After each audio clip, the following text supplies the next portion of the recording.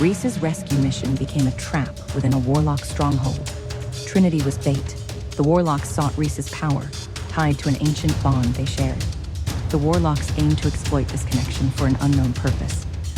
Reece disrupted their ritual, severing the bond to prevent their success. But in doing so, he lost Trinity. What was the nature of their shared power? What was the Warlock's ultimate goal? Is Trinity alive or just a vessel? Who was the masked figure involved? Can Reece find Trinity again after breaking their bond? Reece's vision swam as he clutched his chest, gasping for breath. The pain of severing the bond still echoed through him, leaving behind a hollow, aching void. He could no longer feel Trinity. She was gone. The Warlock's ritual had collapsed, their magic thrown into disarray, but the chamber was still pulsing with unstable energy. The Warlocks screamed, scrambling to salvage what they could, but the damage had already been done. Juniper reached Reece first, dropping to her knees beside him. "Reece, stay with me." His breath was ragged. I can't feel her." Elias, still weakened from the magical chains, forced himself to stand. "We need to move, now. The entire structure is falling apart." Vincent wiped blood from his face, his grip on his sword tightening. "Then let's make sure they don't follow." But the Warlocks weren't done yet. A blast of dark magic erupted from the far end of the chamber, knocking them off their feet. The Warlock leader, the one who had orchestrated the ritual, stood tall despite the collapsing ruins, their cloak billowing with unnatural energy. "You think you've won?" they spat. "Fools, you have only delayed the inevitable." Reece forced himself up, his body trembling. "You lost," the Warlock sneered. "Did I?" With a flick of their wrist, the shadows twisted, lashing toward the group. Vincent pushed forward, slicing through the dark tendrils, but it wasn't enough. A second wave struck them, this time aimed directly at Elias. Elias's eyes widened. He barely had time to react before the shadows wrapped around him, dragging him backward toward the Warlocks. "No!"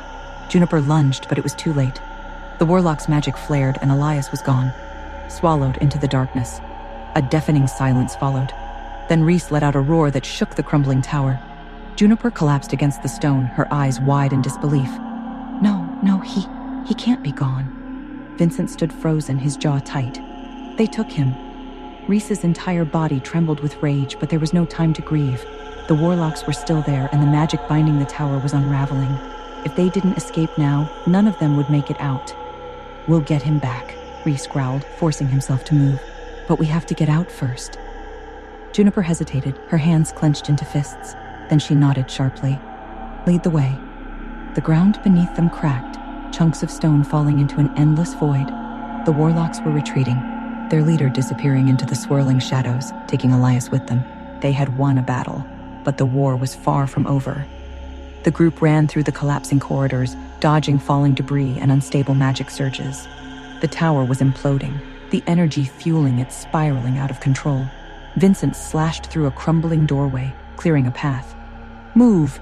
We don't have much time." Reece forced himself forward, pushing through the pain, through the unbearable silence where his bond with Trinity had once been.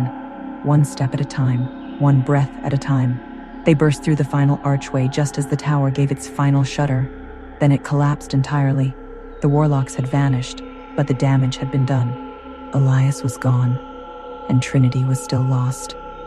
The survivors sat in silence by the fire that night, their wounds still fresh, their spirits heavier than ever.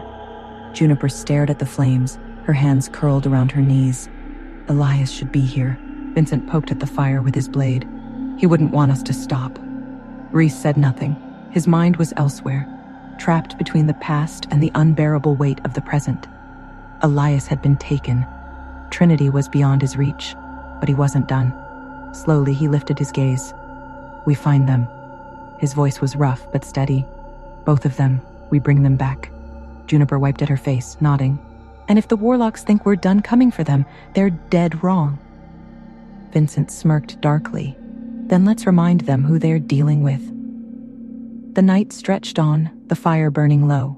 They weren't broken, not yet. And the Warlocks were about to learn that they had taken the wrong people. The stronghold crumbled, leaving Reece, Juniper, and Vincent scarred. Elias was captured, Trinity lost, her bond to Reece severed. The Warlocks, craving their shared power, aimed for an inevitable future. What was their power? What was their goal? Was Trinity alive or a vessel? Who was the masked figure? Can Reece find Trinity again after breaking their bond? I am Trinity. Want to know what happens next? Then click the link in the description below and download the Pocket FM app and listen to the exciting episodes of Chosen by Fate, Rejected by the Alpha,